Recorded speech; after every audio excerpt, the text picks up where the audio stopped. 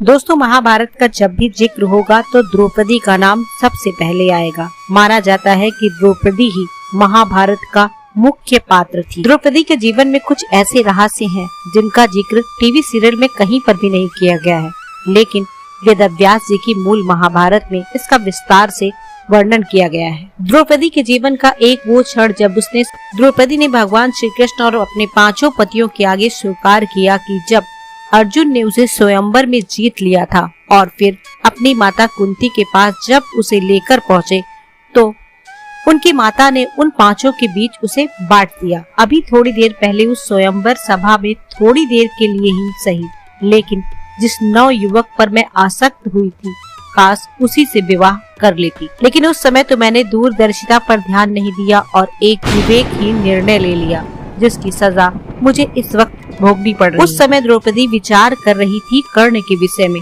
जिसने धनुष भी उठा लिया था, प्रत्यंचा भी चढ़ा लिया था और निशाना भी वो लगा लेता और द्रौपदी का स्वयंवर बड़ी ही आसानी के साथ कर्ण के साथ हो जाता और ये दिन उसे देखना न पड़ता। द्रौपदी के एक निर्णय ने उसका पूरा जीवन बदल दिया। अर्जुन ने स्वयंवर जीत लिया, कुंती ने अपने 5 पुत्रों में द्रौपदी को बांट दिया। लेकिन फिर ऐसा क्या हुआ कि द्रौपदी ने एक बार भगवान श्री कृष्ण को साक्षी मानकर अपने 5 पतियों के सामने यह सच बयां कर दिया कि वह कर्ण से विवाह करना चाहती थी, लेकिन उसकी नादानी ने उसे ऐसा करने नहीं दिया। तो इस कहानी में बहुत कुछ ऐसा है जिसकी कल्पना भी नहीं की जा सकती। द्रौपदी 5 पांडव की पत्नी थी, लेकिन फिर भी वह नहीं चाहती थी कि 5 पांडव बराबर हो।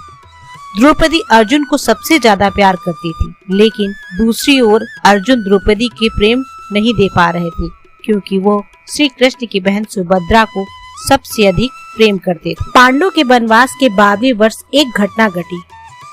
द्रौपदी ने एक पेड़ पर पके जामुनों का एक गुच्छा लटका हुआ देखा।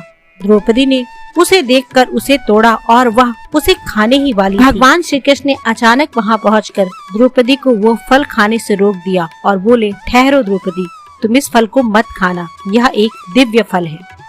12 वर्षों से एक ऋषि अपनी तपस्या में लीन थे और आज वो इसी फल को खाकर अपने व्रत उपवास को तोड़ने वाले हैं। अगर तुमने इस फल को खा लिया या फिर ये टूटा हुआ तुम्हारे हाथों में उन्हें दिख गया तो तुम सभी उन ऋषि के कोप का भाजन पड़ोगे। वो अपनी दिव्य दृष्टि से देख लेंगे कि किसने इस फल को तोड़ा है और किसने खाया है। श्री कृष्ण के यह वचन सुनकर 5 पांडव द्रौपदी सहित श्री कृष्ण के चरणों में आ गए और उनसे गुहार लगाने लगे कि महात्मा से उनकी रक्षा करे। संयोग से उस जामुन के गुच्छे में सिर्फ 6 ही फल थे। श्री कृष्ण ने उसे अपने हाथों में लिया और द्रौपदी सहित 5 पांडवों की ओर देखकर वो इस प्रकार बोले कि मेरी कृपा से ये सारे फल एक एक करके वृक्ष पर पुनः लग जाएंगे, लेकिन इसके लिए आप सभी को अपने जीवन का एक एक संपूर्ण सच बोलना होगा इसी वृक्ष के नीचे। लेकिन ध्यान रहे कि आपको वह संपूर्ण सत्य बोलना है जिसके विषय में आप अक्सर सोचते हैं, अन्यथा आप सभी को महात्मा के कोप का भाजन बनना ही पड़ेगा। सबसे पहले भगवान श्री कृष्ण ने जामुन का वह गुच्छा युधिष्ठिर के हाथ में दिया और उन्हें सत्य बोलने को कहा। युधिष्ठिर ने भगवान श्री कृष्ण को प्रणाम किया और बोले कि भगवान, मैं 2 सत्य बोलना चाहता हूँ जिस पर मैं दिन रात चिंतन करता हूँ। युधिष्ठिर ने कहा कि संसार में सत्य, ईमानदारी, सहनशीलता का प्रसार होना चाहिए और बेईमानी, दुष्टता का नाश। और दूसरा सत्य युधिष्ठिर ने द्रौपदी की ओर तिरछी नजर करके कहा कि पांडवों के साथ जो कुछ भी हुआ है मैं उसका जिम्मेदार द्रौपदी को मानता हूँ। युधिष्ठिर की बात सुनकर इधर द्रौपदी का सर लज्जा से झुक गया तो उधर श्री कृष्ण की कृपा से युधिष्ठिर द्वारा संपूर्ण सत्य बोलने की वजह से एक फल वृक्ष की ओर ऊपर चल पड़ा। अब बारी भीम की थी। भगवान श्री कृष्ण ने 5 फलों का गुच्छा भीम की हथेली पर रखा और सत्य बोलने के लिए कहा। भीम ने कहा कि भोजन, लड़ाई, नींद और काम के प्रति उनका लगाव कभी कम नहीं होता। भीम ने आगे कहा कि वो धृतराष्ट्र के सभी पुत्रों को मार डाले, लेकिन युधिष्ठिर के लिए उनके मन में बहुत श्रद्धा है, परंतु जो कोई उनके गधे के बारे में अपमान युक्त शब्द बोलेगा वह उसे मार डालेंगे। यह वचन सुनते ही फल 2 फुट ऊपर चले गए और पेड़ में पुनः लग गए। अब जामुन के 4 फल शेष बचे थे और बारी थी अर्जुन की। भगवान श्री कृष्ण ने अर्जुन की हथेली में फल रखे और सत्य बोलने के लिए कहा। अर्जुन ने कहा कि मुझे प्रतिष्ठा और शोहरत पसंद है।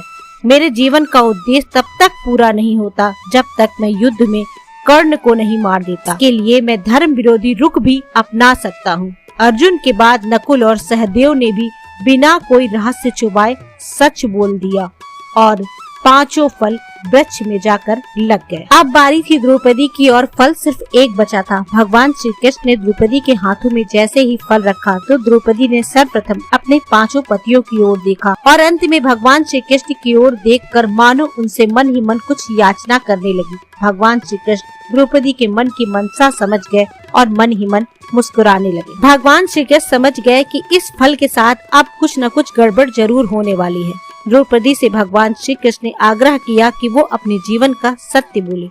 अब द्रौपदी की बारी आई तो उसने कहा कि मेरे 5 पति मेरी 5 इंद्रियां हैं, आँख, कान, नाक, मुंह और शरीर के समान है, लेकिन अपने दुर्भाग्य से परेशान हूँ। शिक्षित होते हुए भी मुझे अपने विचारहीन कार्यों पर पछतावा हो रहा है। द्रौपदी के कहने पर फल नहीं चढ़ा।